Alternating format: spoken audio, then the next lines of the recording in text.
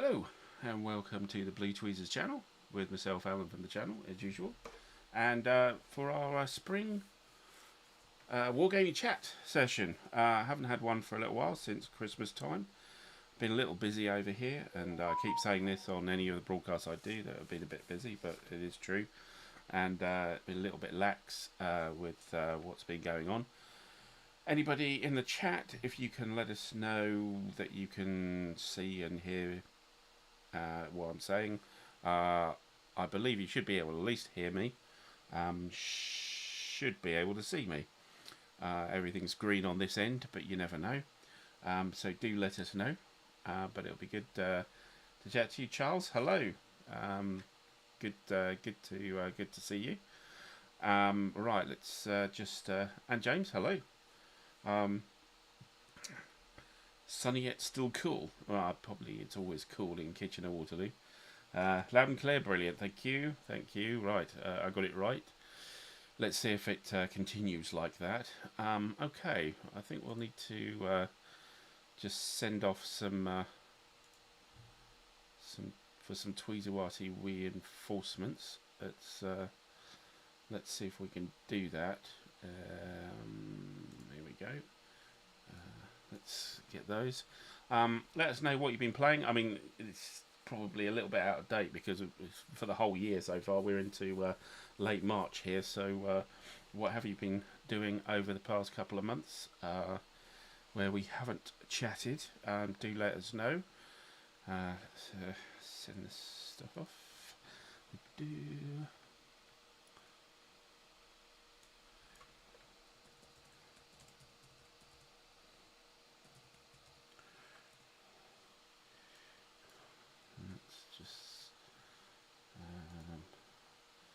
Just doing the old rounds here with messages.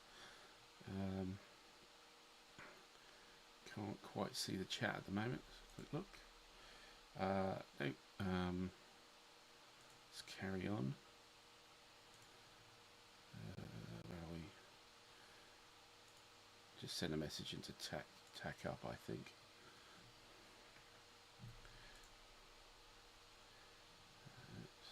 Come on. Thinking about it.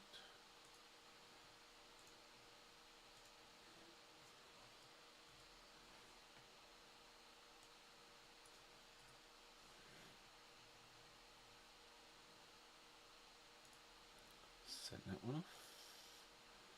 And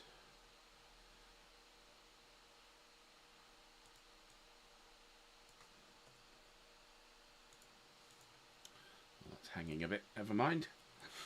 Cool. Okay, so yeah, let us know what's going on. Quite a few bits and pieces have been happening here. We were on the show with the War Room weekend before last with Tony and Ruff, and that was a lot of fun. It was good fun. Charles, you've been Battle of Tanga, yes. Frustrating. Okay, frustrating as a game, frustrating as a situation, frustrating as an outcome. Let us know your frustrations. I've got some 10-year-old Macallan whiskey here. I'm being very, very Ardwolfy. James on GCACW and GBACW. Okay. Two good systems. Wonderful. Anything in particular? What was the new GCACW? I think I've got it, haven't I? Hood Strikes North, maybe that? Or is it some of the older stuff? And GBACW, is it the Death Valley stuff? I suppose is almost the latest. And Into the Woods. So let us know in particular battles and things. And Empire of the Sun, yes. I think it's behind me somewhere. Empire of the Sun. Oh yeah, just there. Empire of the Sun. That's one of the original first edition copies of that. I haven't played it for a very, very long time. Not a big CDG fan anymore now. Kind of gone off them quite a while back. Maybe I'll get into them again, but yeah, I haven't been that impressed with the bots and the solo bots and things like that. They've just usually confuse me. And it's Stonewall Jackson's Way 2 and Death Valley. Excellent, wonderful. On to the Battle of the Wide Plains. That's the American Rev stuff. Yes, I do have the tri-pack, but I think I'm going to sell it. I'm not a great fan of that system, I must admit. And it may just not be the system's fault. Maybe just the I'm not a big American Revolution fan anyway. Well, being British, I wouldn't be, but yeah, it's so good stuff. So Battle of Tanga as well, excellent from Charles.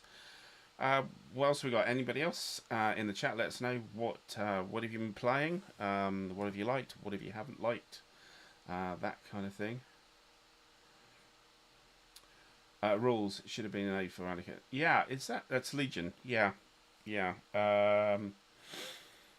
Yes, I know. Yeah, the ergonomics, I would say. You'd probably call that the ergonomics of the game. Everything's not in one place. Oh, yeah. And that's a big thing about some games, isn't it? Which, actually, I might go on to a little bit of that as well, chatting here. So, what am I going to show you? Well, as far as playing things, haven't been doing that much, unless what you've seen on the channel. Did some Fields of Fire, of course, around Christmas time. Been doing some Flashpoint Golan as well, those recordings, although it's I'm a bit late in getting the videos out on that, to be honest. Strelnikov, hello, good to see you again. And yeah, sorry for not doing so much in the on the channel at the moment. There's lots of things going on here. Real life, I'm afraid, is intervening. And yeah, I think it was I was doing a hell of a lot on the channel before that, and it was yeah, needed a bit of a break anyway. But I thought it'd be a good idea, seeing as I've probably got a stack of new games to badly unbox for you. Whereas last time I didn't really have much to show you at Christmas time, but I've got a lot more here. Carlos, hello. Good to see you. Wonderful, from Portugal. Lovely. I was quite far away from you last few days. I was actually in northern Spain, but you know, it's not a million miles away from Portugal. But yes, and what I usually do is I usually show you what I'll be doing on my Vassal stuff, which there hasn't much been going on. The stuff I was doing before, I had 1914 Offensive O Trance, I had Pericles going, Stellar Horizons, etc. They've all got kind of off. They've kind of just ground to a halt. Really, the only thing that's really still going is my Gallipoli game.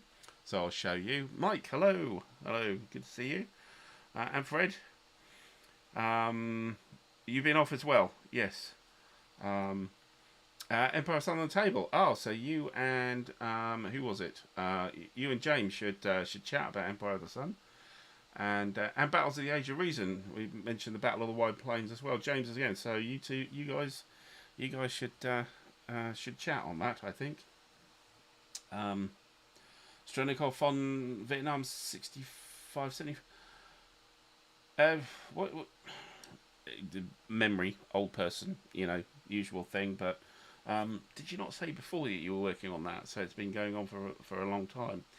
It is a major project. Yes, yes, I do know. That's actually why I didn't buy it. Because I thought, am I really going to get to play this? And the answer was almost definitely no. So I just didn't bother getting the new version. And I don't have a copy. I used to have a copy of the old version a very long time ago, but let that go ages ago. Charles is doing the African campaign from Compass. Okay, I'm not aware of that one. Not aware of them. Although my focus onto Compass has kind of moved. So, you know, been in the past doing a lot of GMT stuff, but and a bit of MMP, but now got back into a bit of Compass actually. Vietnam vet, so it's a must.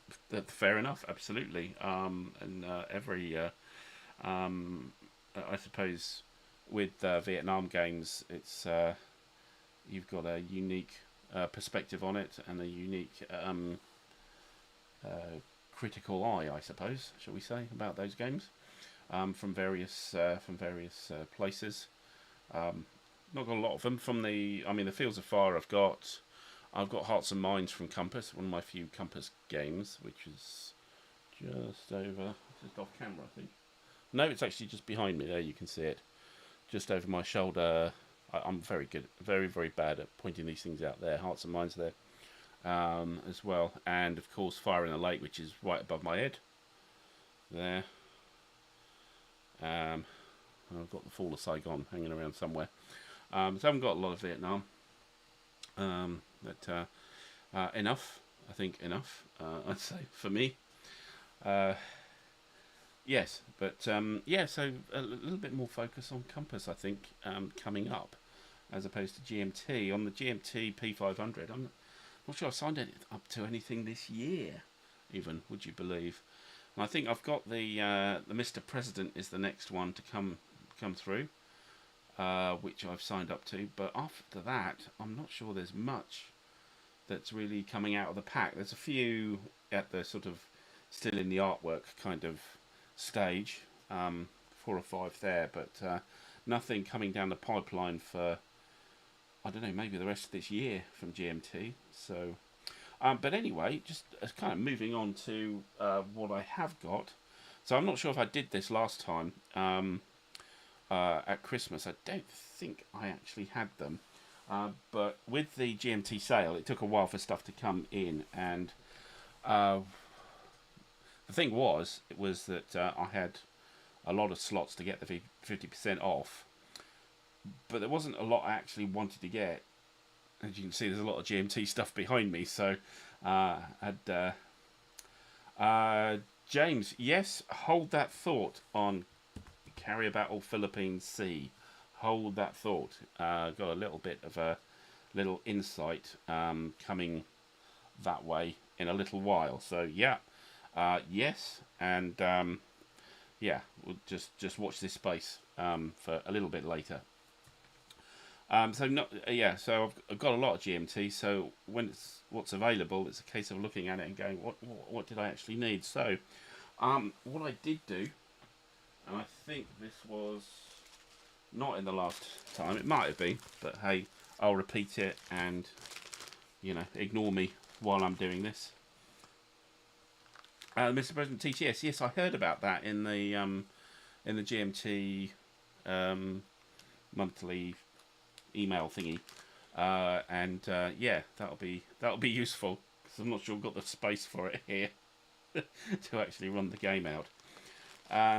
But anyway, so I went for a couple of extras here.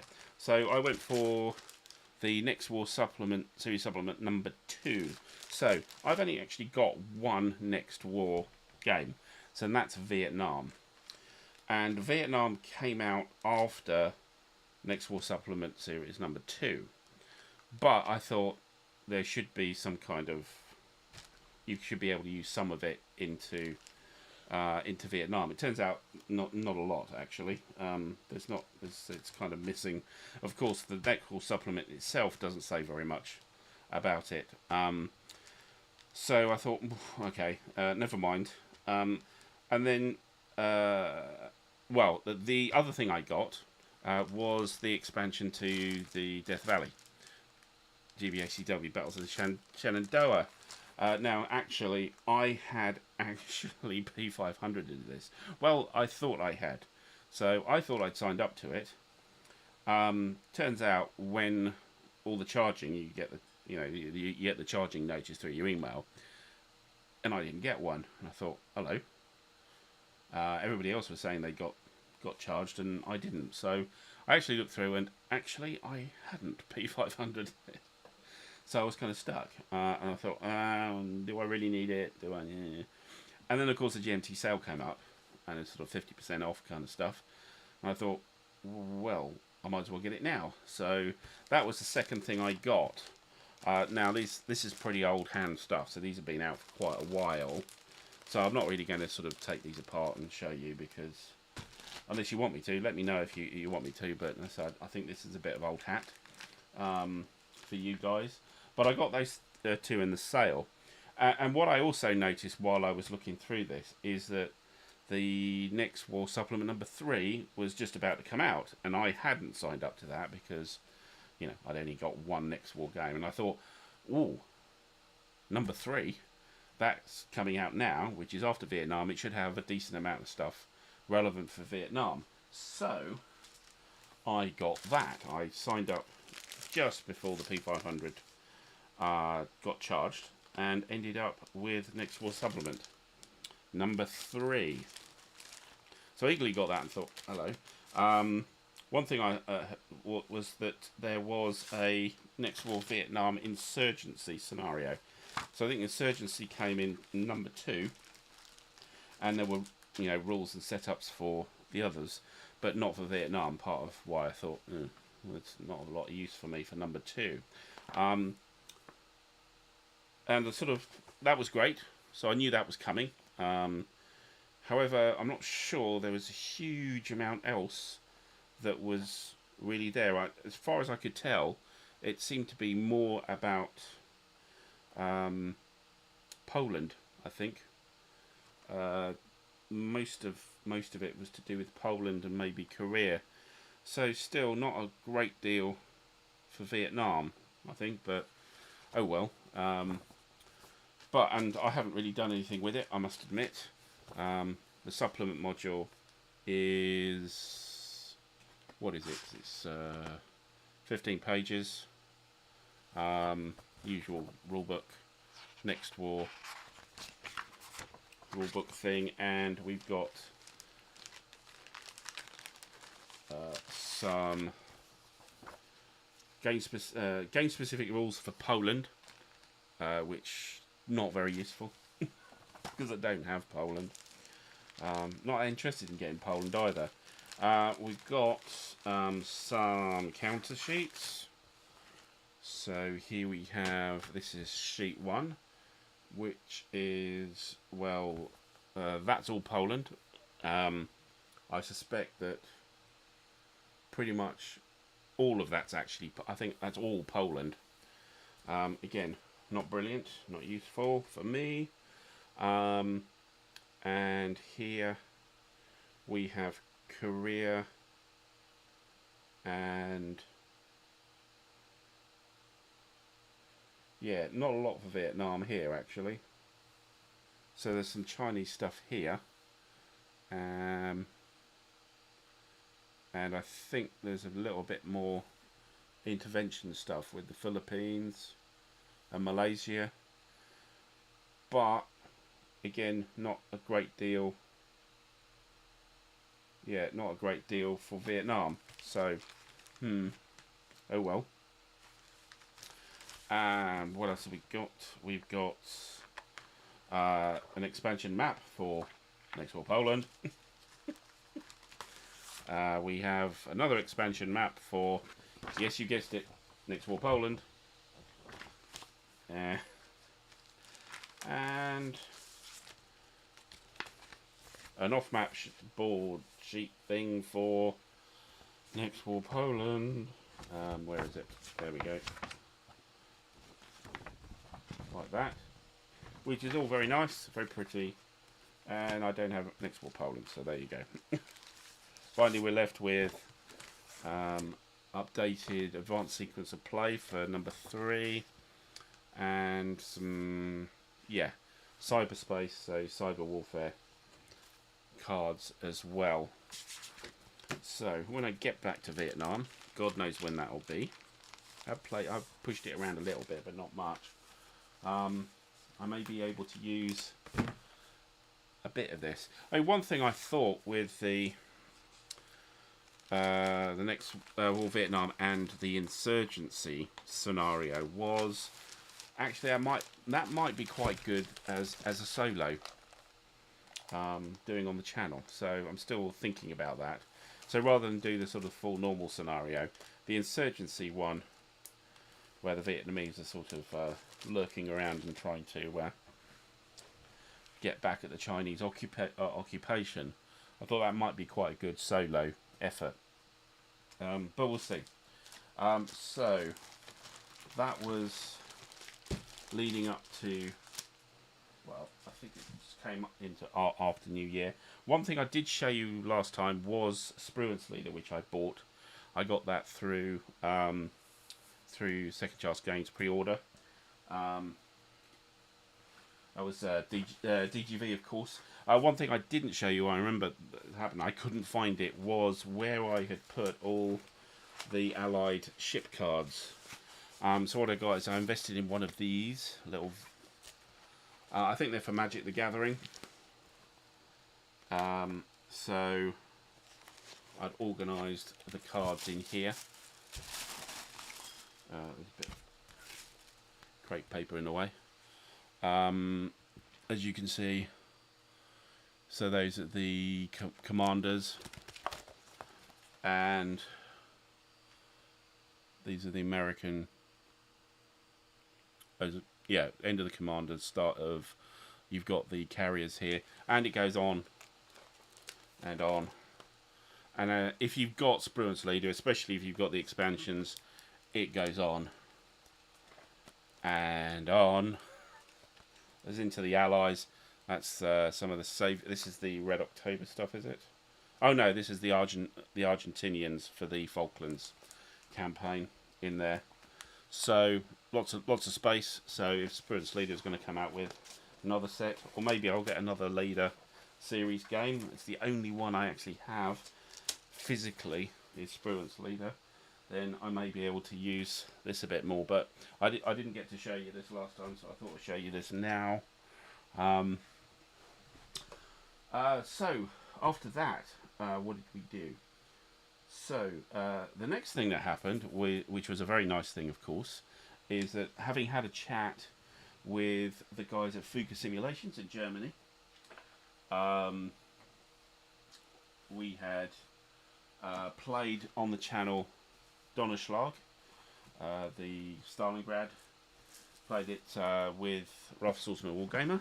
If you haven't seen it, then look back in the back catalogue of the channel, and we played that through, or as far as we needed to, I think, until we knew who was going to win that, and I won it, so definitely recommended. And one of the sessions, Patrick Gebhardt, the Vika Simulations guy, the head of Vika Simulations, came on and was a sort of third voice while we were playing that. It was very good, and as a result of that, with a lot of emails missing each other and things like that, was that he sent me a copy of 1914 Nach Paris. Now, the main reason I was interested in this game, well, I was interested in the game anyway, but the main reason is that you can see that way I have got the full range of the GMT 1914 series, which I really like. And I thought, certainly this game is similar in scale, Western Front 1914. So I thought I'd get it and look at it and compare it. I am still intending to do that, but I haven't got round to it yet. What is going to happen, though, is that in May, I'm going to a convention in Coventry in the UK called PunchCon, and I've got a full campaign game of Nach Paris people signed up to, including Rough Swordsman Wargamer, so I'll be playing him face to face on this, and it's a 6-player. We're playing three per side. It's going to be very interesting. See how we get on with it. But let me just show you the game. So we've got, of course, I just show you the front. Let me show you the back here. Whoops, upside down. There we go. Like the graphics of the map, certainly. High solitaire suitability. It's true, it is. Let me see if I can improve the light a little bit here. Is that better? Is that coming through better, I think? Interesting, the complexity they've got down as a 6. So, and actually, yeah, it's not that complicated. It's certainly nowhere near as complicated as the 1914 stuff. It's reasonably playable. However, there is some quite unique stuff. Cole, hello. I I do owe you an email actually, but yes, official influencer. Yeah, I'd like to think that that's not really how it goes. I don't think I'm influencing very much at all, but I like to think so. Crossing, hello. Good to see you. Good to see you. So let's have a look inside. So it's a big, deep 3-inch box. We have the rulebook, which is actually only, let's say only, well, excluding the index, and it's a very good index, 37 pages, which for a kind of monster game, 37 pages is not bad at all. Though it is, you know, full rules here. They're not mucking about. There's quite a few examples of play, but they're not mucking around with the rule books here. Very similar. I mean, it's the VUCA, a bit like Operation Theseus kind of format on here. So that's the rule book. Nice, as I say, nice index there as well, which for 37 pages is quite nice. Gives you some rules references and stuff.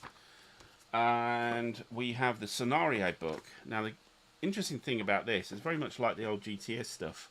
If you haven't seen Nach Paris already, is that there are, I think it's, is it 12? So actually, yeah, half of the scenario book is actually a comprehensive example of play. So I think we've got 12 scenarios here.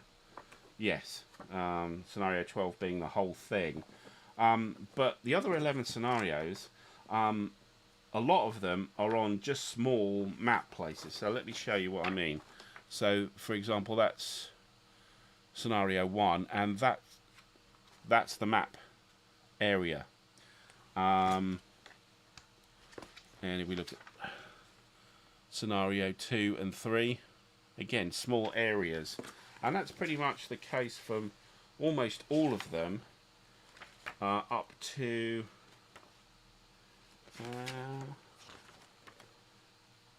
I think 11 is usually, you know, that sort of size, but it's still not a terrible sized map, which is quite nice.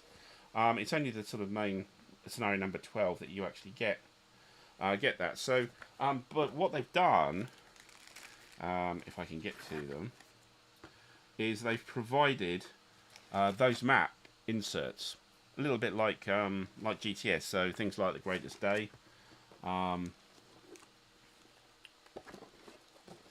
Greg, yeah, I'm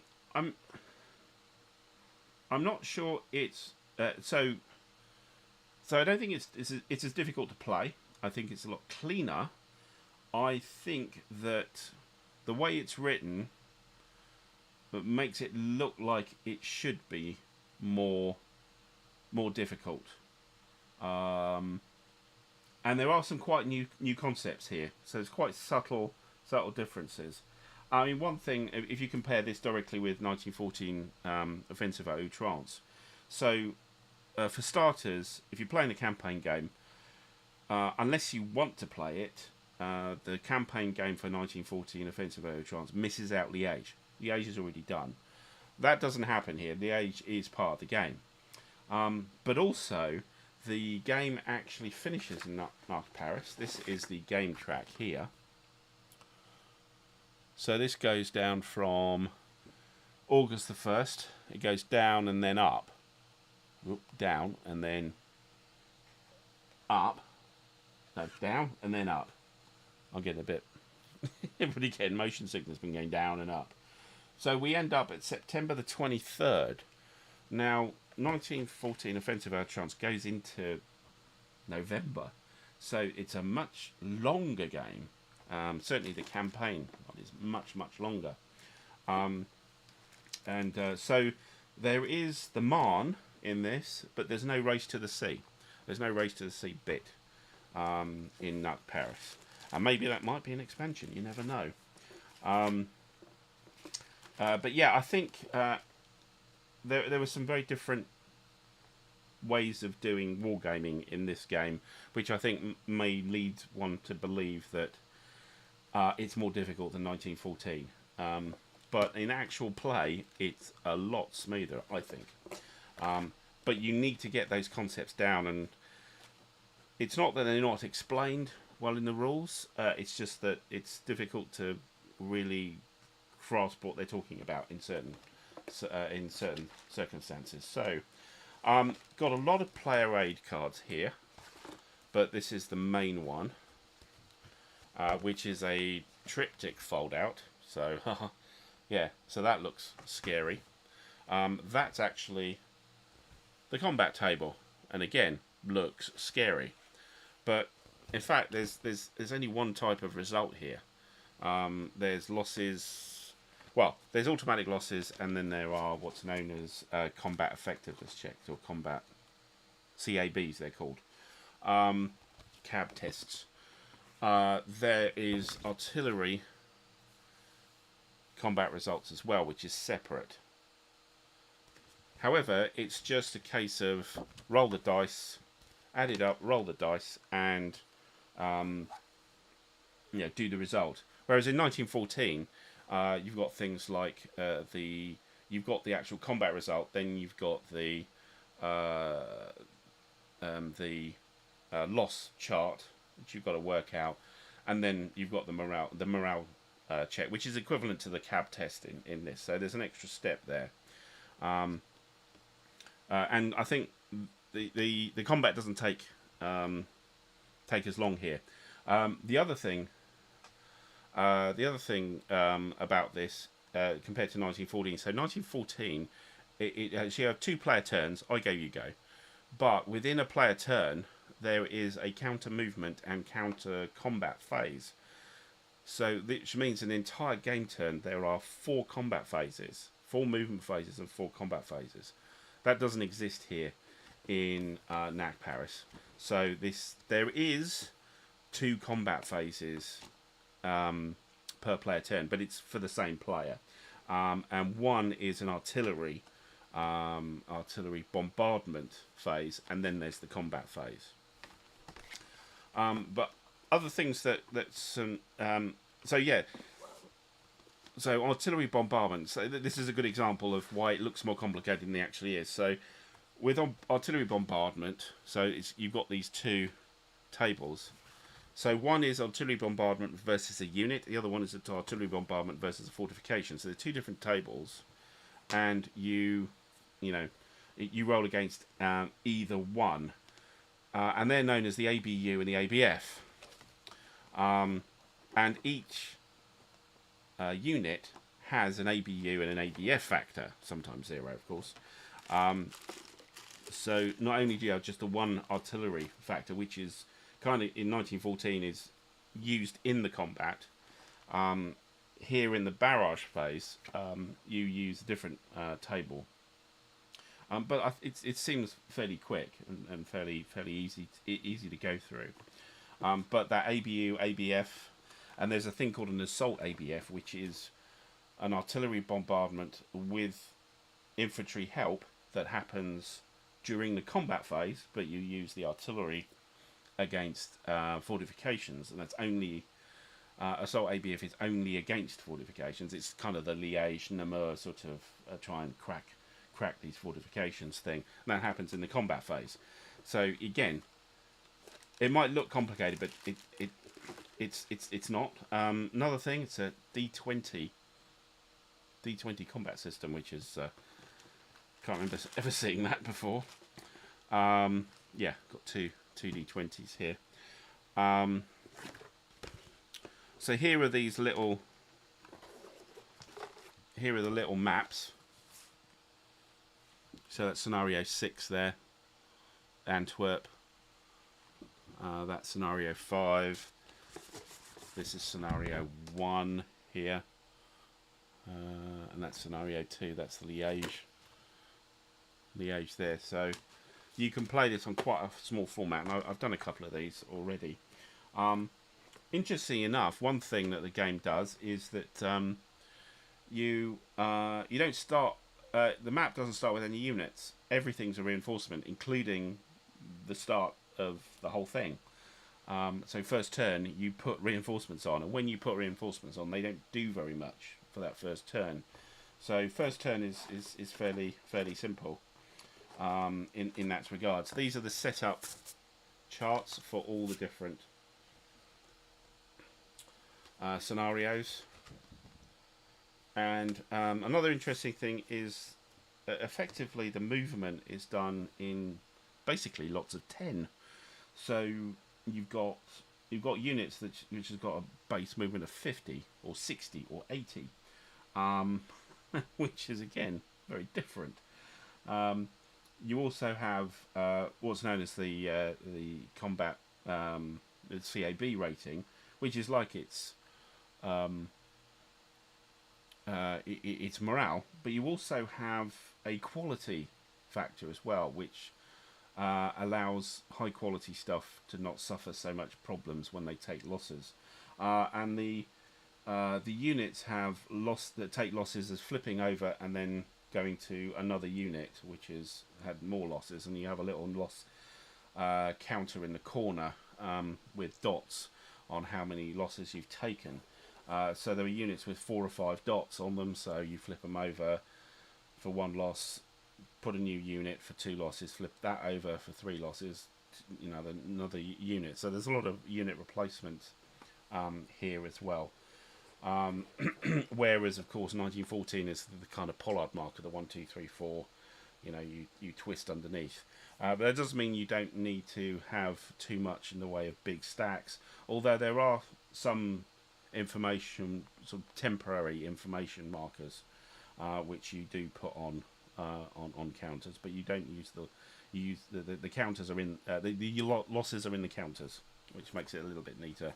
I've punched all this because at PunchCon in Coventry, I didn't know we will actually be doing our 6-player. Yes, I did mention it, didn't I? So I've got all these punched into GMT in the little GMT trays. I actually have 2 more counter sheets here, but these were replaced. So actually, these were the ones that were wrong, and so they included in the pack corrected counter sheets. So these are superfluous. It's not there's much wrong. I think it's if you can see the actual numbers are in a sort of grey, a light grey, makes it difficult to read, whereas they should be in black. So that's why this was replaced. All the others are in black, the counter sheets, and then they provided these 2 again. So that was quite nice in the fact that they did include that in the pack. So yes, that's Nach Paris for you. So as I say, in May we'll be hitting the big time on this and see how we get on. Oh, I didn't show you the maps, did I? The big maps, which are nice. They've got that sort of linen-y kind of feel to them, like the counters do. This is there's actually 4 maps, but 2 of them are sort of half maps. I think this is a. Let's have a look. I think this is a half map. Not sure. Yeah, it's a Paris half map, so you can see Paris in front of you. That sort of red dot. It looks like, you know, Jupiter's big red dot kind of thing. That's Paris itself. Big hexes, big counters, big hexes, which is always good for the ocular challenged of us, and but you know, with the tweezers we're all right for that kind of thing, aren't we? Really, but here's another one. Actually, I think that was a full map we showed you. This is a half map. So this is the area around the Vosges mountains. So we have Metz. Oh, it's upside down. Yeah, it's so. Interestingly enough, on this, what you have is that you have the names, the French names or Belgian names or the German names actually double printed for everything. So as you can see there, Strasbourg is the right way arm, and there's Metz. Yeah. But actually, you see in small writing just above it, I'm not sure you can see, there's the there's the other language version, and it's oriented 180 degrees. So interesting, it's an interesting idea, but these are lovely to the touch, and this is the north map here. Great Britain is abstracted, as you can see. There's an England there, part of Calais, and we go across all the way to Liège. So Antwerp there, and Liège is just under my fingers there, and Namur, you can see the Meuse, and Brussels is the red dot in the middle, and you've got the Ardennes further down. So I won't show you the last one, but like I say, I do like the graphics. I do like the game system, and I think it is cleaner than 1914. Although 1914 I really like. So it's not I'm criticising. This isn't a criticism. It's just a different thing. So I think once you get into the groove of playing it, I think it's fairly straightforward. Have a drink here. Ramon, hello. North Africa 41. I haven't actually P500 did that. So I got the Salerno, as you saw. I did play that with Andrew from Australia on the channel. Quite liked it. I've got some of the. I've got Stalingrad, Salerno, Ukraine, and Holland. Not sure I was that interested in North Africa though. I don't know. Just not sure. I think in the back of my mind there's only so many situations which work with a game system, and I'm not convinced that North Africa will work with the 4X series. It's just a hunch on my side. I don't know. That's just me. So yeah, I've stuck with what I've stuck, and I think I'm quite happy with the ones I have. Right. So moving on from Nach Paris. So of course I went for the the PunchCon stuff in May is the focus of that. So beyond that, what did we get? So this is where I said I was a little beginning to be a little focus here on Compass. So the next thing I got was the second printing of Combat. Not Combat 2, just got the Combat itself. I had been thinking about this for probably about a year, thinking overhead camera that I use for recording gameplay. Yeah, so when I do an actual recording, it's a micro four thirds camera. I'll just get it for you.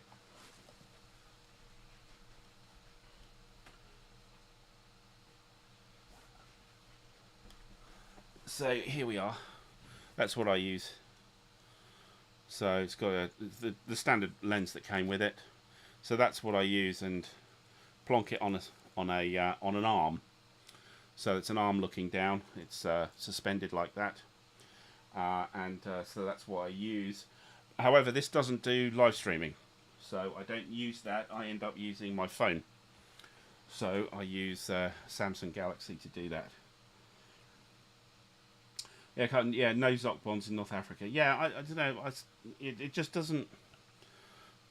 I'm not enthused. I'm not enthused. Not entirely sure why, but not enthused. Yeah, it's nothing more fancy than that. That's it. I don't really have the room to do anything more fancy than that, frankly. Just don't have the room. Literally, where I'm at, this is about almost half the room here. So I've got the table over there where I do stuff on, and that's it. So, yeah. Sorry, don't have the room to do anything more fancy. So yeah, Compass game. So heard very good things about it. Not much of a tactical fan, I must admit, other than things like Fields of Fire. But people have been saying it's very good. Ross Mortel was the designer who did Tinian, which is again behind me. CSS. No, wrong one. I can't do this kind of thing. Tinian is there.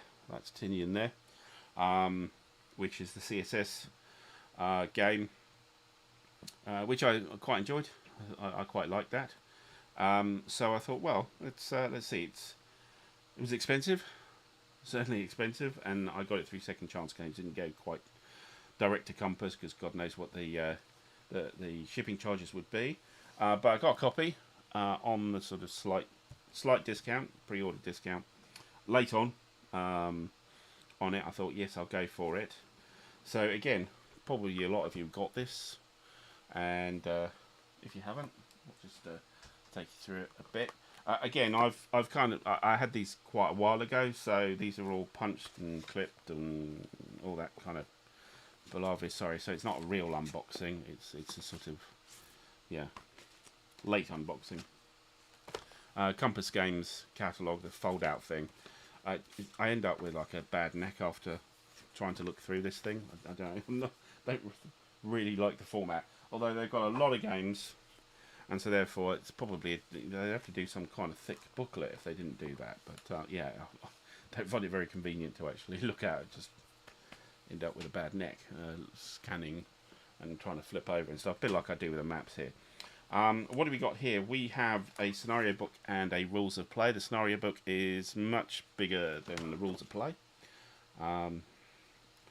Rules of play end up with 30 pages, so slightly less than Nach Paris. And it is also,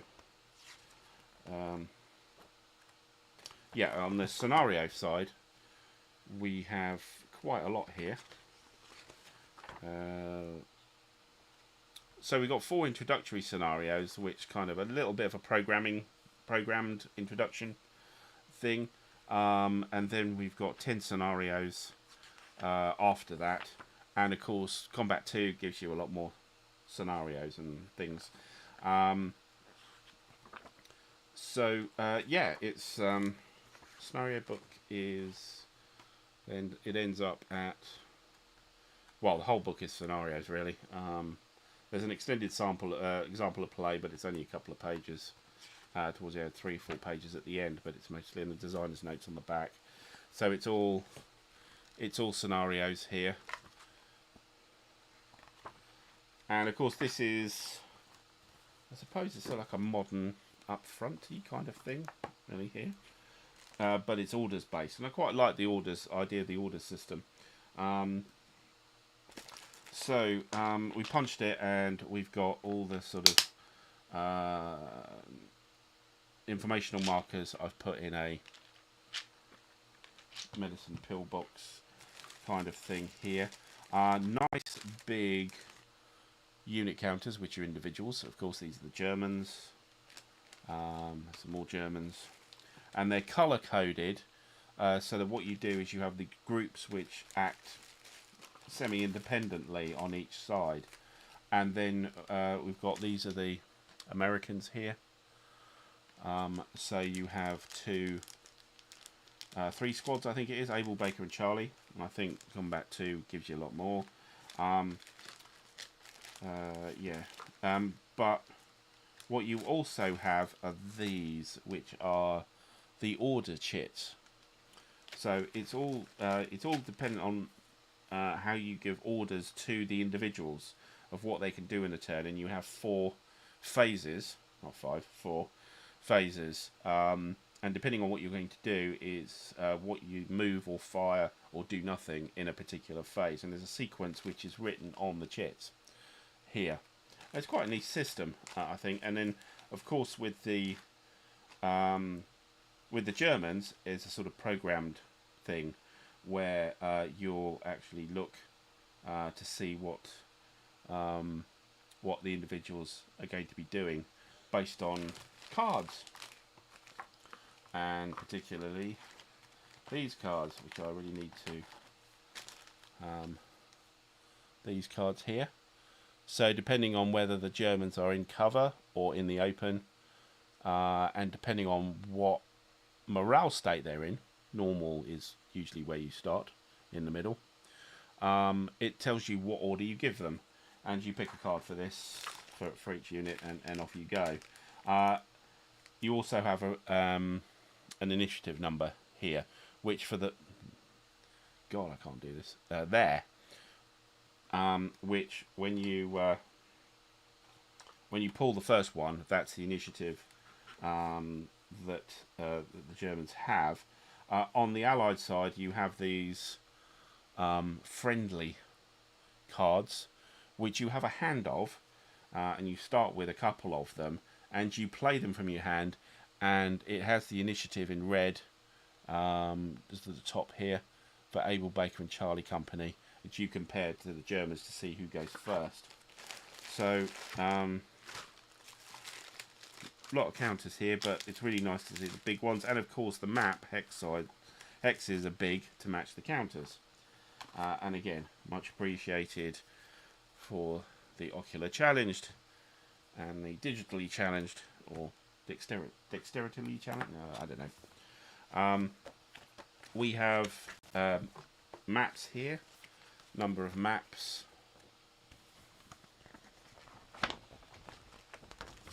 I'm not sure if they're isomorphic. I think I don't think you use more than one map at a time. It's one of the maps, and you've got the various terrain, very squad leader-ish kind of thing. You have some relief as well, so hills and stuff, or rises. There you get the sort of idea of lighter colour is higher.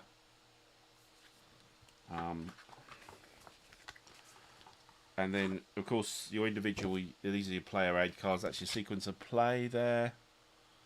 And this is the weapon characteristics for Americans and Germans. The white ones are Americans, black ones are Germans. So the characteristics of the weapons they're carrying, and you get those outlines on the actual counters themselves, so you know which one they've got. There's nothing on the back there, so it's interesting. It's a sort of fold out, but just on one side, which is kind of nice to put, prop it up in front of you, kind of thing. It's quite nice. There is a terrain chart, which is double-sided, so that's the terrain chart and that's the spotting chart. So that's order movement. No, not movement. This is the modifiers you get depending on what order you have for what terrain you are in, or the target is in, and there's the spotting chart for being able to spot. Same thing, order and then terrain. We have a couple of playmats here, which is just to organise your cards for yourself and the Germans, and also the impulses, the 4 impulses there. So it's quite good. One thing I would mention is that there's a very, very good vassal module for this, which has just everything in it, other than the scenario information. Other than that, it's packed full of stuff. The player aids are there, and it all hangs together quite right. It's got some shortcut keys as well. So very well done, actually, on the. Oh, I've left me cards out. On the vassal side for this. So if you don't think you have the room, actually this is still quite good to get, because you can vassal it quite well. What do I do? Oh yes. Put our catalogue back in. So that was combat. Right, next. So a couple of weeks ago I did a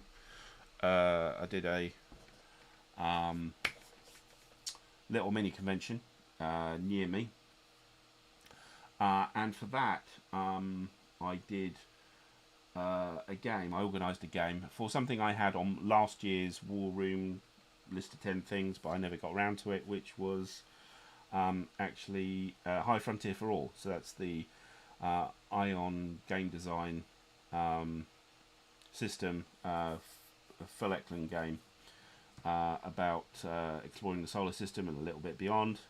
Quite technical, not difficult, but very technical. So the gameplay is technical. You've got to form your rocket out of different components and do some calculations on fuel and things like that. But actually the gameplay is fairly straightforward. Quite enjoyed that, but I only had the base game.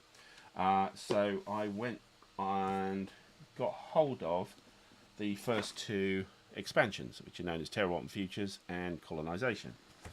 So module 1 is the Terror and Futures. So what does that give us? So I know I haven't shown you the big game because I've had that for quite a while. I've never unboxed it, if you like. Terror and Futures does a few things. It gives you an extra little player aid card to get a player mat to go next to your playing mat. So you have your player mat there, and then this is your Terror and Futures player mat here, and this allows you to do what's known as freighters. So once you've established space bases, you can ship things around with these freighters. So in the core game, there's an ability to ship, which you just do, and it costs you aqua. Aqua is the currency in the game. But this makes it kind of manual. So freighters are a big thing that comes in. There are what's known as gigawatt and terawatt thrusters. So these are spacecraft components. So they're black on one side and purple on the other. Now, normally the cards in the core game are white on one side and black on the other. So the white ones you can build it on Earth. The black ones, which are kind of upgrades, you can only build in space. So here you've got cards which are black, so they can only be built in space. And then also you've got purple, which are kind of upgrades to the blacks. This is for thrusters, and this allows you to do a lot of distance stuff, because there's a long way you can go in the game. If you notice, like Space Core, you have these particular areas for the orbits of the planets, and you've got a number of moves between them on the outer planets. With this, you're kind of calculating burns and things like that for your thrusters, and so these upgraded terawatt and gigawatt thrusters get you a lot further for your fuel. Also, some of these require a new resource. So normally you use aqua, which is water in space, and these use what's known as isotopes. So this triangle here is your thrust triangle. So normally that is either blue, which means you use water, or black, which means you use any old crap that you want to throw out the back of your spacecraft. It's called dirty thrusters, I think it's called. So you're just using the force of throwing stuff out of your spacecraft to get your spacecraft to move. These yellow ones are isotope, and you have special isotope counters. So this is like a different currency, special currency. So that's what you've got in the box here. Not a lot, and it's only a small box, but it is just an expansion. So, and I quite like that, an expansion which isn't like huge. I don't mind small expansions, you know. Firstly, they're not usually that expensive, and this wasn't. Certainly, you can, you know, it just adds an extra dimension. You can add it or not as you want. It doesn't fundamentally change the entire game, if you like. So, this is the second one, which is colonization. So what does this add? This adds yet another extension to your playmat. So this is for what they call burnals. So this is space bases in space, so orbital bases. So, and it comes with some rather natty. Let me just organise this so you get a good view. There was some baggies in the way. So you've got some nice little. So colour is player, and each has a couple of these they can use. So little space station markers. And so those you can now build, these Bernals, and the cards in the middle are, of course, the cards for the components for the Bernals. So you have, you can build these, and they give you advantages when you build them, rather than having to land on asteroids or planets or moons and sort of colonize that way. You can colonize space itself with these. What you also get is colonizers, which are a bit like rocket components, which you earn by running these colonies in Bernals, but they're not. This is kind of a one-off thing, which you kind of earn it rather than buy it. You have these colonizers, and they give you a bonus for setting up colonies, basically, and other things. And that's it. That's all that's there. It's that, and this is for moving and storing. So these are your two types of Bernals, and this is the thrust calculator. If you see the main game, you'll see that there's a really scary version of that. That's the thrust calculator and fuel calculator for the Bernals. So that's what these give you, and that is expansions for High Frontier for All, Ion Game Design. This is Terror and Futures and Colonizations. There's another two out, which I haven't got. One's Conflict. I can't remember the other one. So, I left that. Right, almost on that. So, so this week, as it's been, Charles is stepping away. That's fine, no problem. So this week, I was over in Catalonia, and doing wedding prep stuff. Now, of course, the other half was doing more wedding prep stuff than I was, so I was told to prepare for a little bit of downtime. But of course, travelling, you can't really take much games and stuff like that. So I had an idea, having seen this advertised on the War Room. So I got a copy of Mag 23, Guadalcanal book game. Interesting. There's a very good video, which basically takes you through the entire game. Not the entire game as playing a whole game, but it takes you through a turn, makes you understand the concepts, etc. I found there's quite a bit of photocopying, even if you're not using the counters. You need to do some photocopying if you don't want to mark the book. You don't strictly need those photocopies. It's so much easier to use. So what is this then? So this is Cactus Air Force. You're playing about a month of time, each day by day. So each turn, if you like, is a day. Quite a lot happens in it. You've got, let's try and get these out of the way. So you've got your rules, which are the first 30 pages. So yeah, 30 pages again, in the 30s here, which give you an idea of course, the rules, how to play the game. Then there's a set of tables in the middle. So for each week, you have a different set of tables on the setup of each day. And then that's the second week. And things get tougher. It's more straightforward to start with, but it gets really tough and then sort of eases off towards the end. So you've got these mission tables week up to week.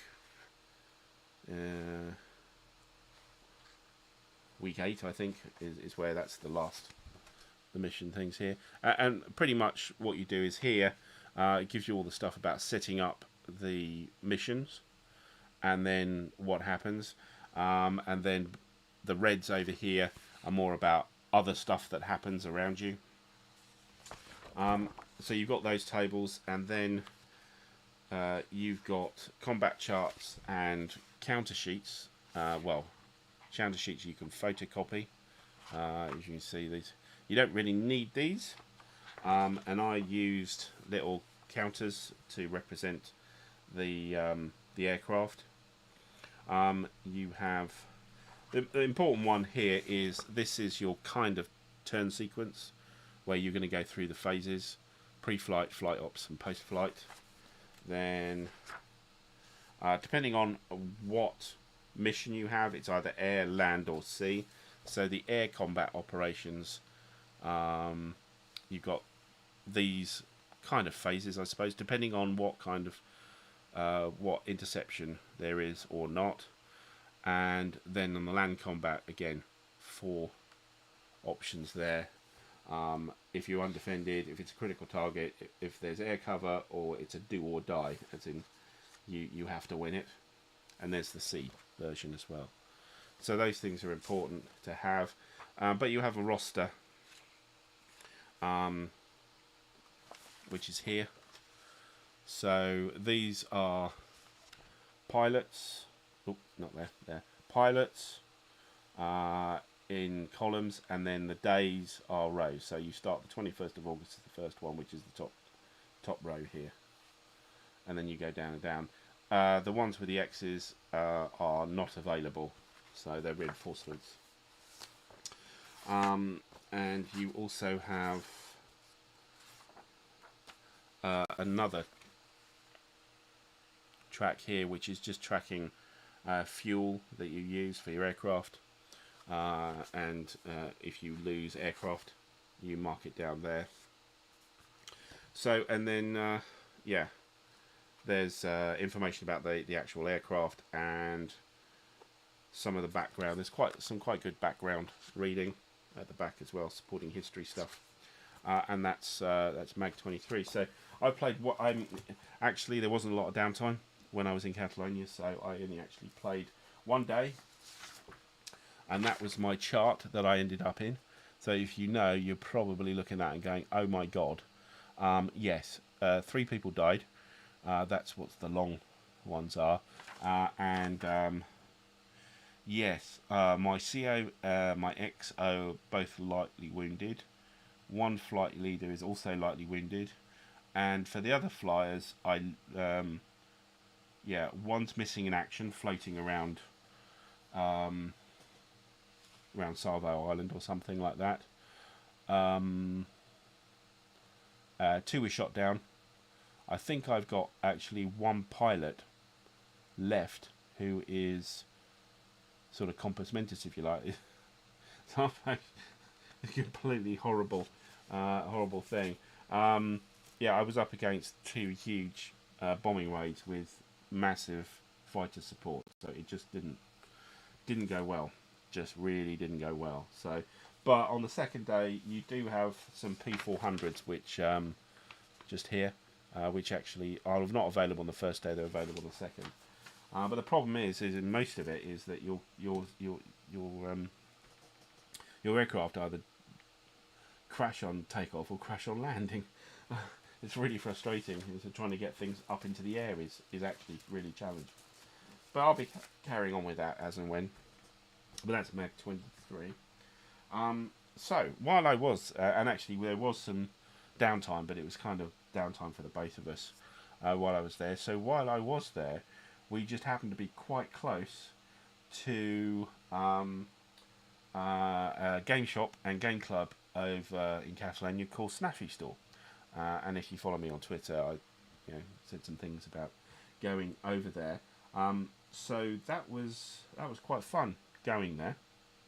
So Staffy Store, so it's your standard game shop, of course, but also there's a back room which is a games club, and also a couple of the guys in that games club actually produce games. So of course, going right to the horse's mouth, I had to look at the games they produce.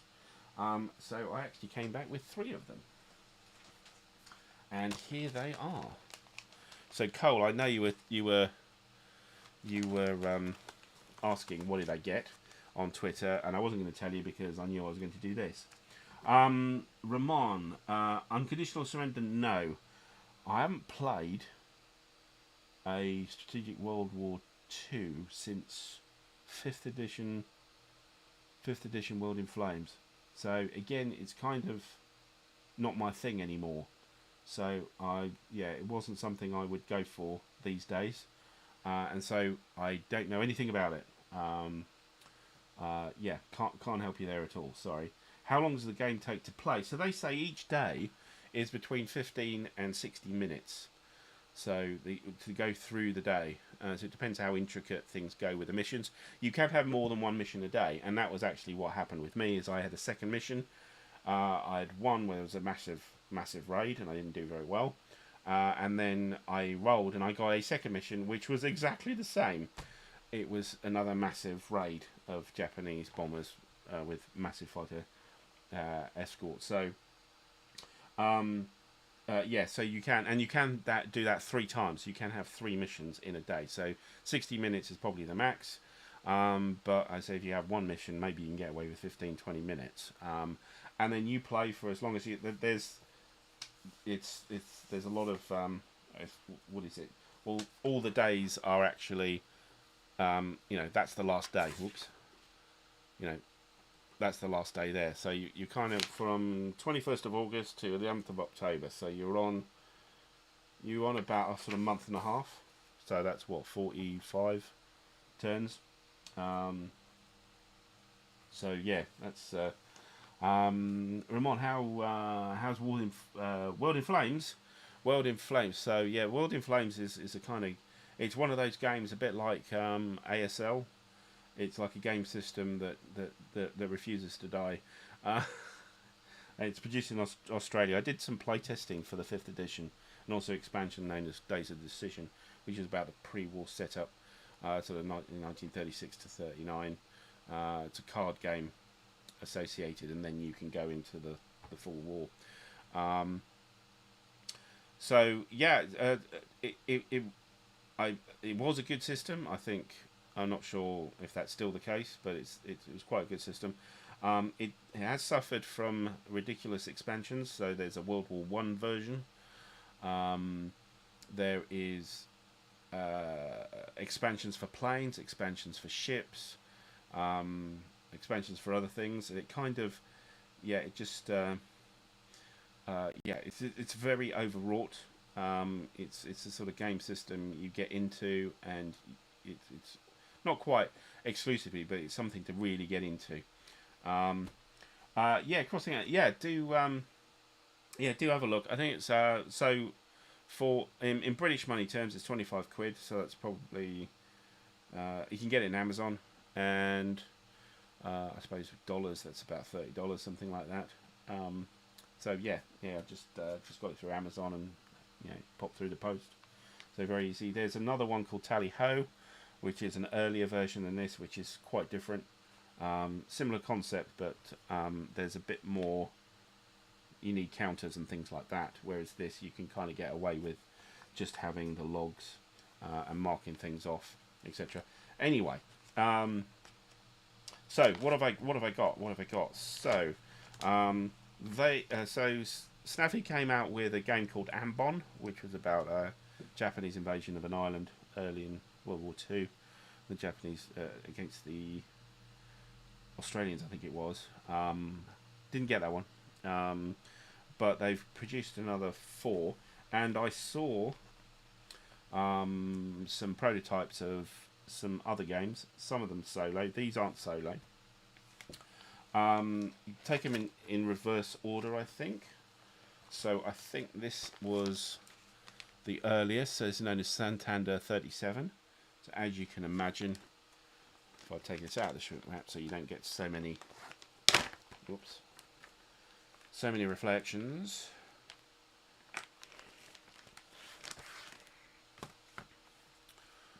That's what it looks like there. So folio game, so it's just got the front is actually the CRT player aid.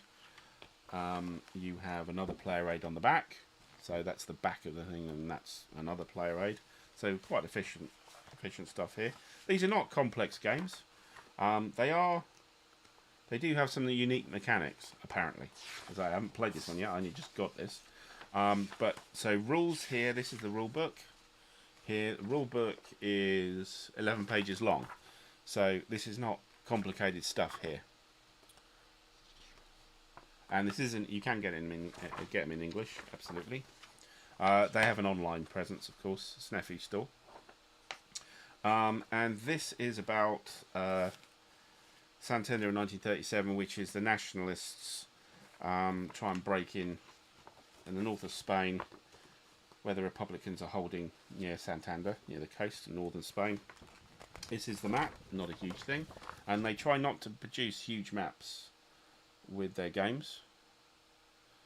And that's the turn. So turn track is here, so you can see 7 turns, and up here, these are the morale, the Republican morale, as well.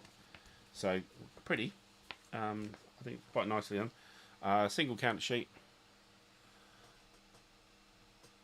So Republicans, and these are the nationalists, and I think these are the Italians. So there is an Italian component as well, army component there, and just some informational stuff down the bottom. So not a huge game, but looks interesting. So, and might be quite good to look at on the channel. So that's Santander 37. So next, we've got a really weird one. So one thing they did tell me is that they really like to look at doing games for obscure battles or wars, and this one certainly is. So this one is Equatorial Clash. So this is the Ecuadorian-Peruvian War in 1941, and it had absolutely nothing to do with World War II that was going on at the same time. So this was just a regional war between the two, where the Peruvians invaded the Ecuadorians and apparently took a huge amount of territory, which is still to this day the borders between the two. So again, from the front, at the back you've got a player aid there, combat resolution table, and again in reverse. Oh no, this is a proper player aid card here. So counters, unit IDs, terrain key, etc. And this is an action point schedule. So you spend action points with your troops, but there are 4 categories. You've got strategic, operational, tactical, and command. And you can do, I think, as many of these actions as you like of the same type. But if you want to switch to a different type, then you have to give initiative over to your opponent. Not a lot of counters, that's it. Not quite sure who's who. I think... no, not sure who they are, but there you go.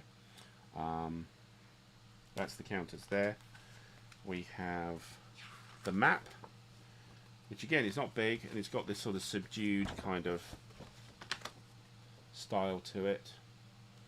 And there are other, I think it's here, there are other fronts, so it's not just this area of Peru, Ecuador. That was the main theatre, but there are these other theatres that you can use, sort of off-map tracks. Yeah, and that's sort of turn and action point marker and victory point, which is on the back. That's the back of the. So that's Equatorial Clash, and as I understand it, I was told that this actually was the only airdrop that has ever happened in the Western Hemisphere. So the Peruvians actually had a paradrop as part of this this war.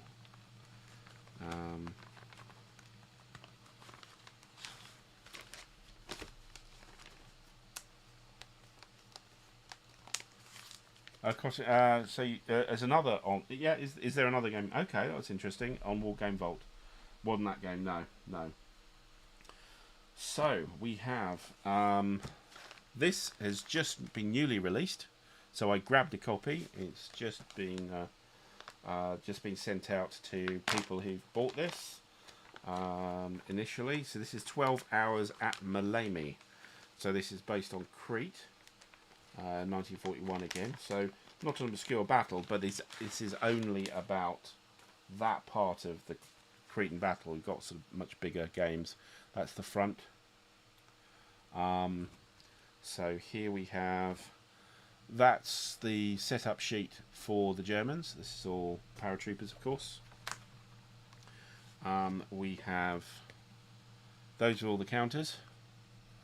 So this is the New Zealanders up here, and these are defenders, and these are the German paratroopers there. So again, not a lot going on there as far as numbers.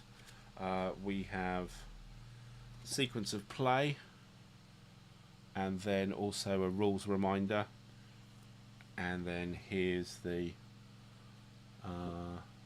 there's another part of the player aid. This is the combat, so attack numbers that you use. And again, as I say, some of these games have sort of some unique mechanics. Can't tell you about them because I haven't played them. So here's the rule book. Again, not a big thing here. It's not that thick. A few more pages though. We have 17, 18 pages, 19 pages, including designer's notes. So slightly bigger than the others. And that's the Allied setup sheet, which is the back of the game. And we have, of course, the map.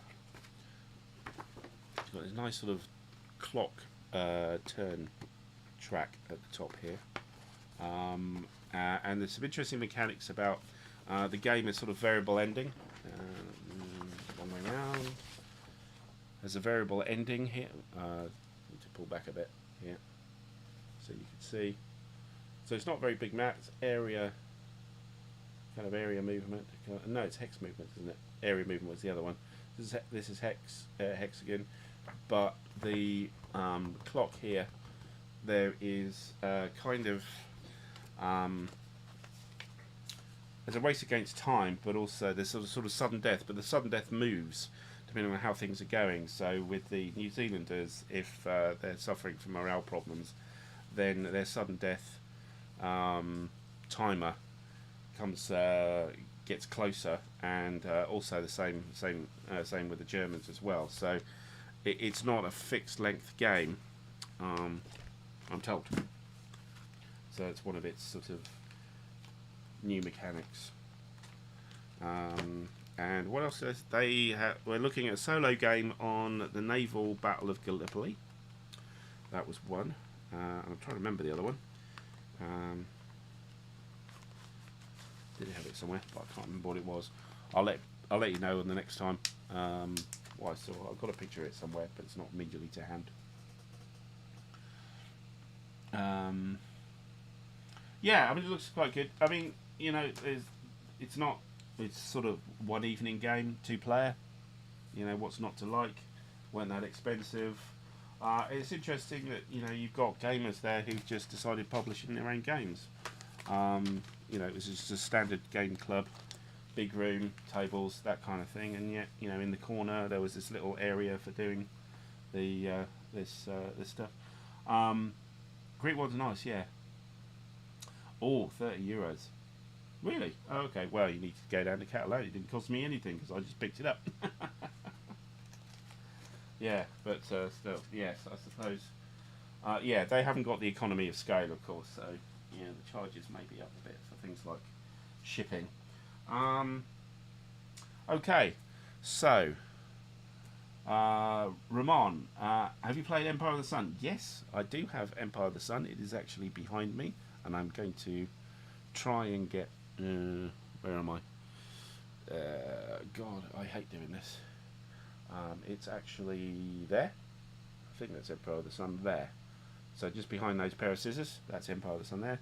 I played it a long time ago. I've even played it with one of my children actually, when they were very young. So how's that? It's CDGs, yes.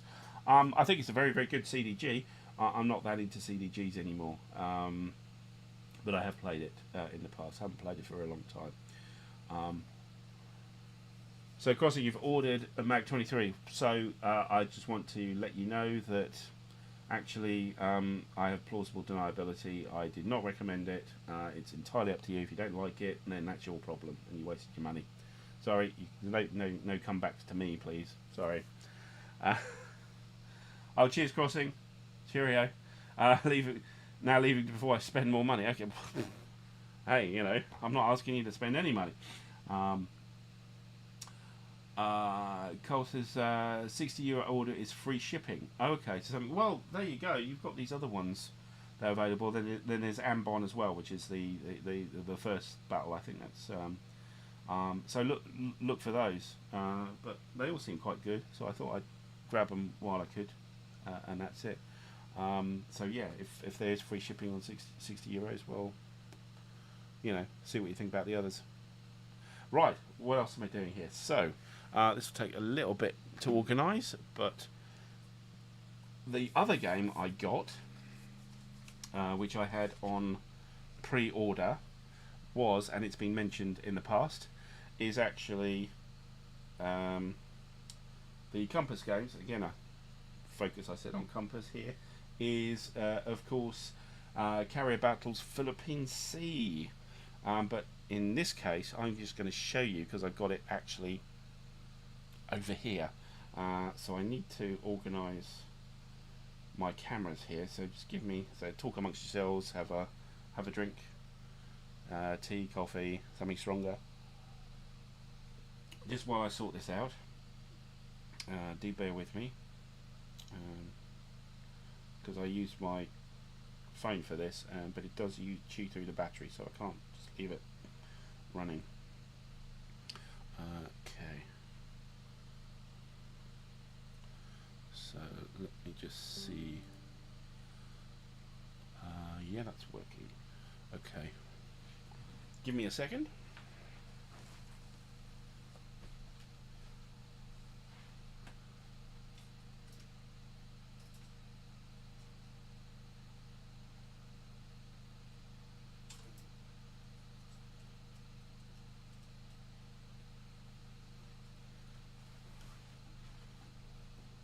See how that looks out. What I'm going to try and do here is, yeah, that's not bad. Could be slightly better angled. There, that's better. Right, let me switch the camera. Let's hope this works.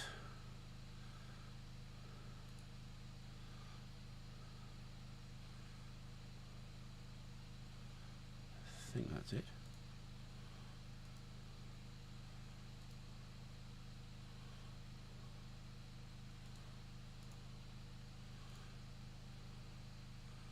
So just trying to get this to work.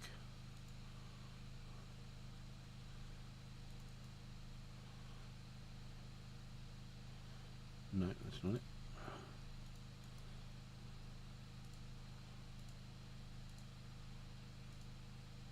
There we go.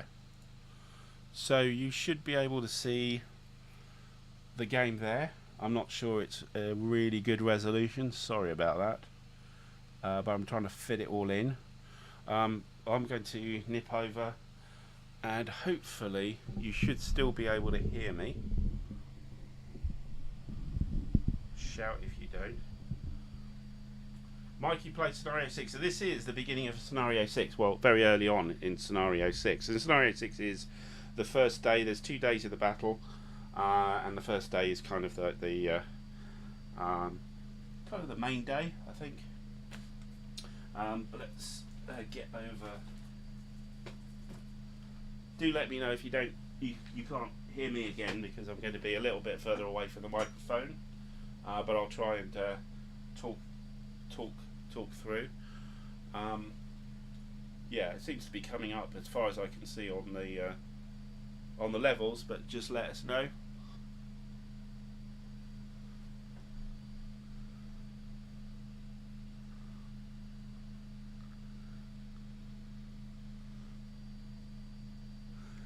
So yeah, I'm just going to run through. So what I've done here is I've done the first turn, which is the 0630 turn of is it 0530 turn of the 19th of June, the first day, and the turn markers here. So that was first turn. Went on to the second turn here. So what are we looking at here? It's not very distinct, unfortunately, but it's going through a sort of wireless connection. And what we have here is, this is where we are as the American fleet against the Japanese. Task Force 58 is here. We have some search planes which we just sent out last turn, and then we have these unknown forces, Japanese forces here around the area, which are trying to sink us and also get to the area here, exit hexes here, which if the Japanese can get off here, we don't know if there's anything in these. We have to either find out what they are using search planes, or they'll actually launch aircraft at us, and then we'll know. James says about the commitment levels. Yes, yeah, the commitment levels. It's it's necessary that you don't get millions of Japanese carriers everywhere. You have to at some point you have to stop with the amount of Japanese coming at you. So yes, yeah, the commitment level is important. Right. So what else have we got here? So these are the 4 task groups here, which have carriers, and each of these columns here is a carrier, either a fleet carrier or a light carrier, and we have 4, 8, 12, and 3 here. 15 carriers. Sounds quite a lot, but the Japanese have quite a bit as well. What we also have here is we have what's known as the battle line, which is all the battleships, and they're in a separate group. However, all of those are in the same hex, so they're actually part of the one whole big task group, but you can split them up, of course. Here we have the air mission tracks.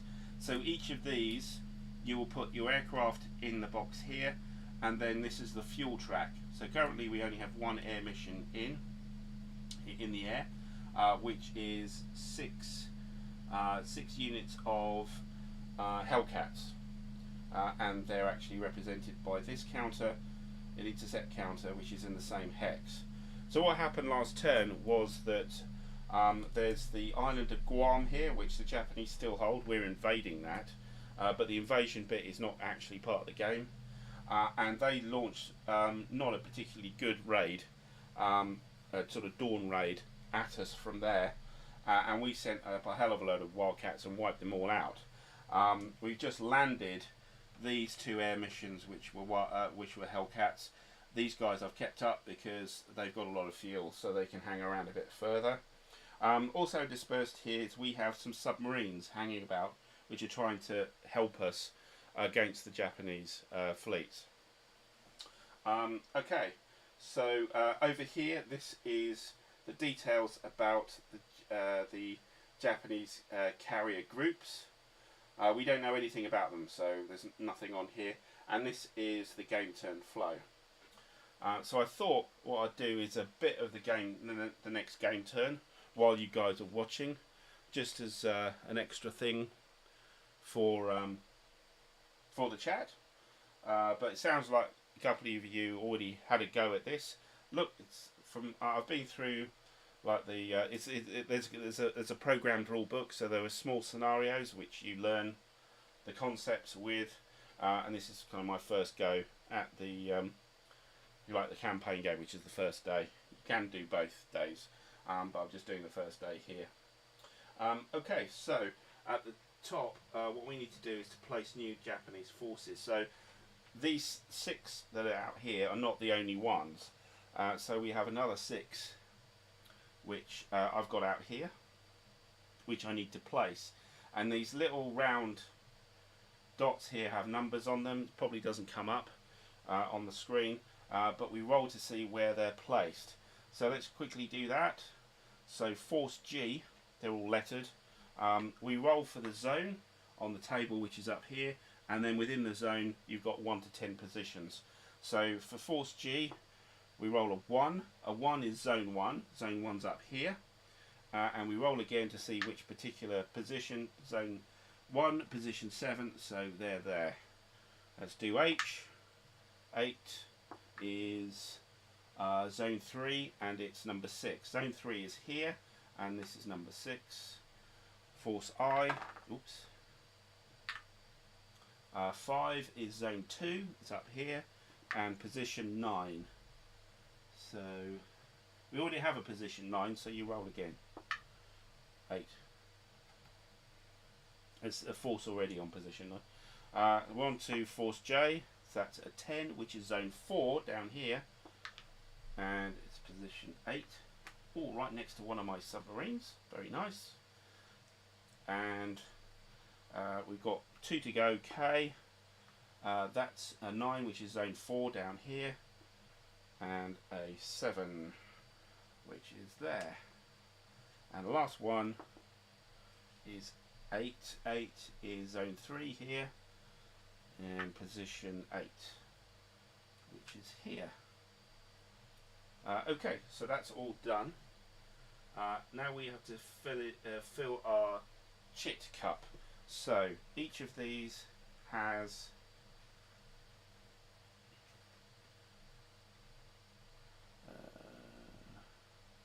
that's actually a chit. So these chits here, we put in all the forces that are still on the board, that are either unknown or real.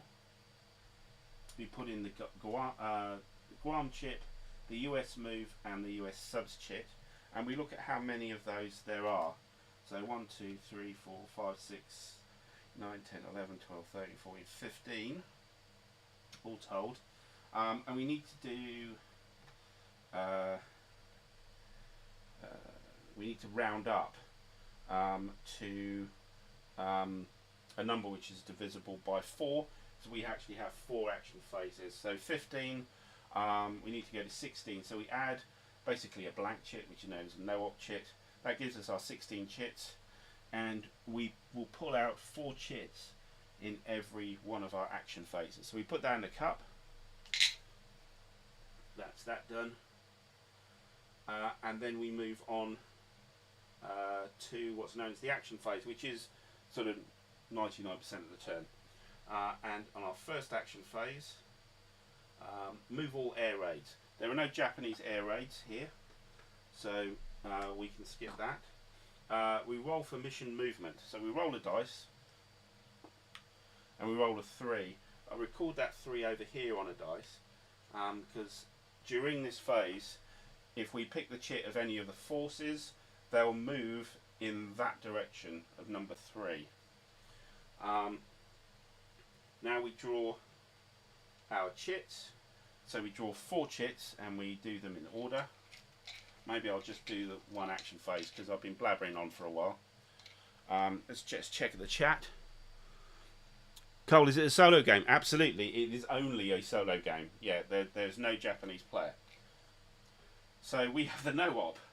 So the first one is the blank one. Then we have Force G, followed by Guam, followed by Force F. Okay, so the no-op just goes. We don't need to worry about that one.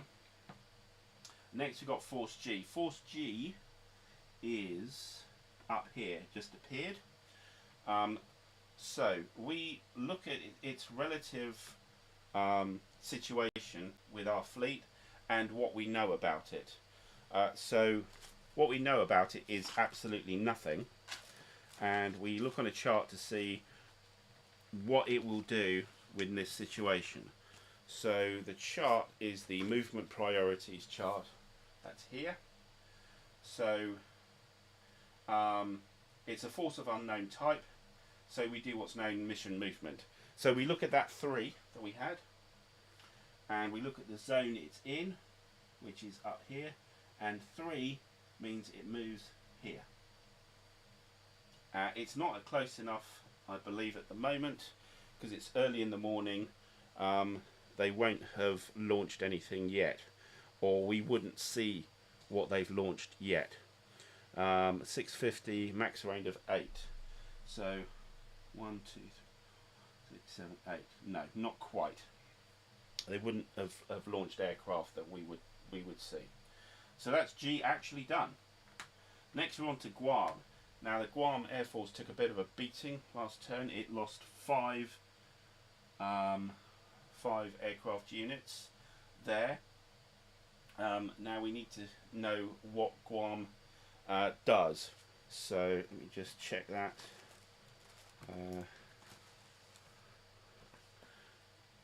We need to work out whether it's going to launch another airstrike.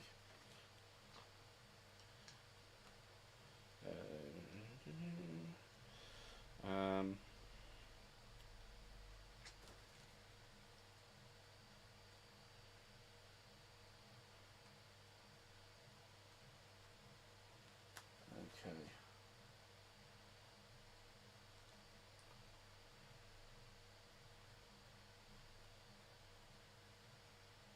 Right, we look at the current air value for Guam, which is this counter here, which is on the 7. But we take from that 7 the number of losses it's lost, and it's lost 5, so it has an air value of 2.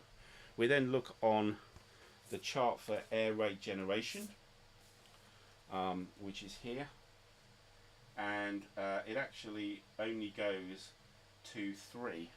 Does that mean that they won't actually launch? Let's have a quick look at that.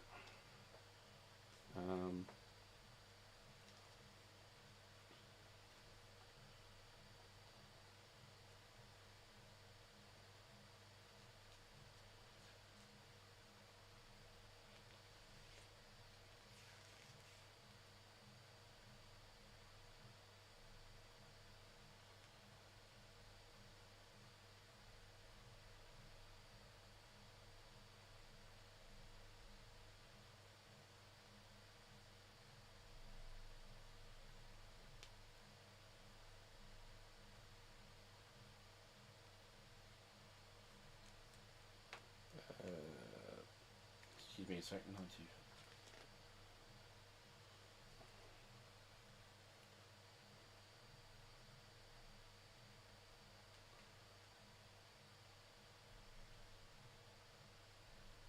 Yeah, I think if it's below that, I don't think we roll for it. So Guam's not going to do anything. I will. You know, for the celerity, I'm just going to say that I'll go back and study it a bit further, the rule book on what happens with Guam, but we're saying it's not doing anything. Finally, we have Force F. So Force F is here. Actually, is submarine. Actually, in the same hex. It's going to do mission movement. 1, 2. So yeah, it's 11 hexes away. It's out of range. So it's just going to move, and because the mission movement number was 3, it's going to move direction 3, which is that way. So that's quite annoying. What we wanted was for our substitute to come out so we could attack or shadow that force, but it's moved on, and now we could follow it, but we have a less chance of doing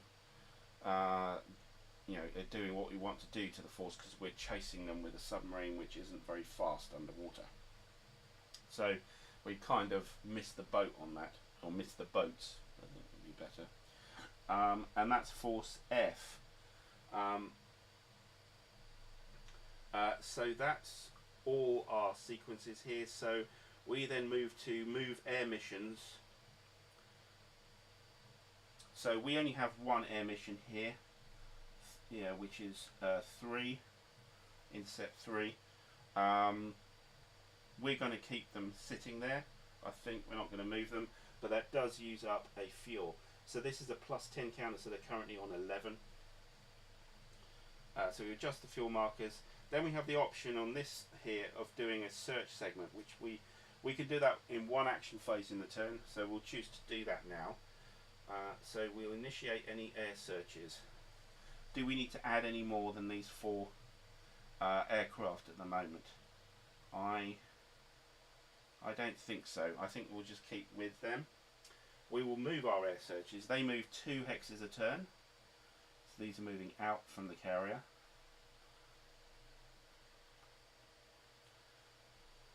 And then we can resolve search attempts. So each of these has an arc which they are searching in. which depends on how far they are from the origin. The origin is actually here. So what these white counters are doing is the origin, and their maximum extent is these white counters around here, which shows when they reach that point they'll turn around and come back and still search. So we will be searching. We have a little graphic which helps us on that, if I can find it. That's here. So each one of these are going these directions. So we are 4 away. So as you can see, there's different different colours. So when you are up to 3 away, you are searching in a sector so it's 4 hexes wide. When you get into, we are now 2, 3, 4, we're actually into this sector here. So we can search further. So we could try and spot Force J here with this guy. So when we want to search, we've got this table here we use. They are at a distance of 1, 2, 3, 4, 5, 6, 7. That's no modifier. We only have one plane, one group searching, so there's no bonuses. So it's just a straight roll. And we roll a 9, which is very good. We get an S result, sighted, and we get what's known as a chip +1 roll. Now, because we don't know what this is, it's known as a level 0 contact. We ignore the chip. That's if we have already determined that something's there. At 0, we just use the S. So we've sighted something. So we take this set of chips here, which are the level 1 intelligence chips, and we associate one of them with the unit. And I don't know if you can see this, but it says false contact. False contact means that there is nothing there. So Force J we remove. It's out of the game. It's no longer ever going to be in the game. So that's that search there. So I think what I'm going to do is I'm just going to hold it there, because I've been talking for long enough, I think. But that's just a little insight into how you play the game. I don't want to go through too much in depth of all the charts and tables and stuff beyond this. Just wanted to show you and a little bit of gameplay. So hopefully that's been useful for you. But it's Carrier Battle Philippine Sea by Compass Games, just been released recently. I'm doing the searching completely wrong. Okay. Right, I'll have to look at it again, but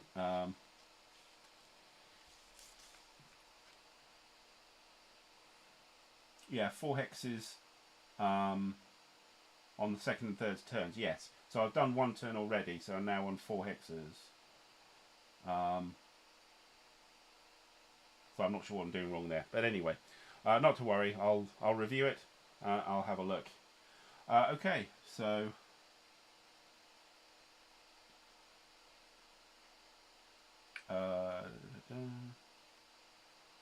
no counter-track Japanese mission movement. Sorry, what are you saying?